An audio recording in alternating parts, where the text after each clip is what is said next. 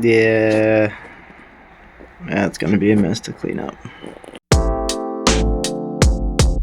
Back when I repasted my 7900 XTX, I was just aiming for slightly better temps on the stock cooler. I ended up using Kingpin's KPX paste for the core and Upsiren thermal putty for just the memory. That was all I had enough for since I underestimated how far 20 grams would actually go. I'm not super confident that that's going to cover everything, but we'll see.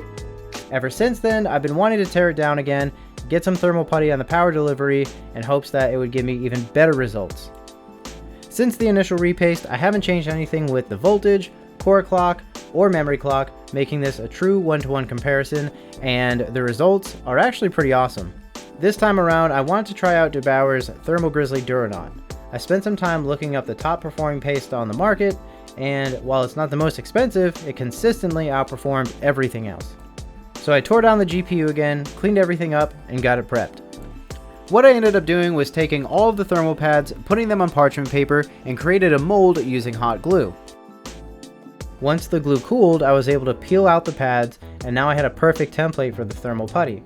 While this method was way better than the old try and try again approach, it still came with its own challenges.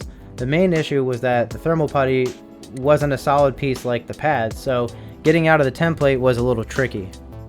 The whole process of getting the right amount of putty and making sure everything makes contact while not overdoing it and having a giant mess of putty is just a lot of trial and error. Usually applying, doing a test fit, and reapplying because it was too much or too little, over and over until you found the sweet spot. This is pretty time consuming and a huge pain in the ass. I wanted to find a better way, and I think I did.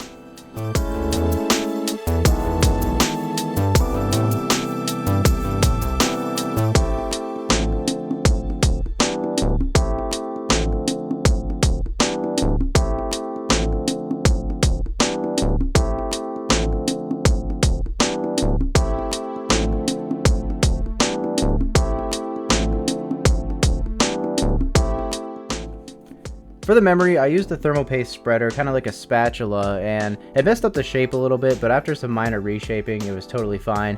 Keep in mind, it's going to squish out and reshape anyways once you get the cooler back on there.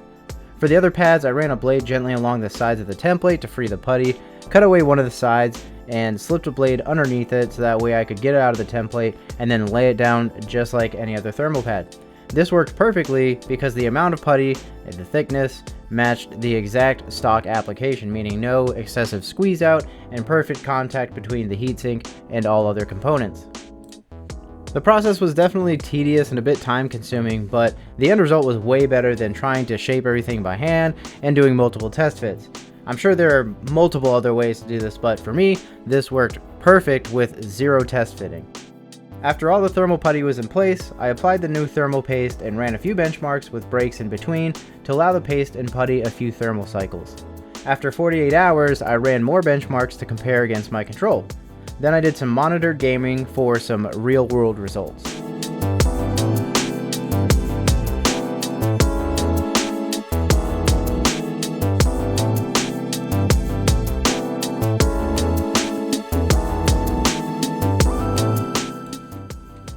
Thermal putty on the power delivery alone made a measurable difference, but here's where things got weird. Memory temps and core temps were barely any different, but the clock speeds in the average boost clock were anywhere from 100 to 120-ish megahertz higher than my initial repaste. That means we're getting better thermal transfer on the power delivery by lowering the temps enough for the core to pull a little bit more juice, letting it boost higher and more consistently. I think this time around I'm going to stick with air cooling on this card since I haven't seen enough data to justify the cost and effort to put together another custom water cooling loop. As awesome as it would be in this build aesthetically, it doesn't seem like there's a lot to gain in terms of performance. You'll see in an upcoming video how just some thermal paste and putty plus this case mod got me nearly the same results as water cooling. So stay tuned and I'll catch you in the next one.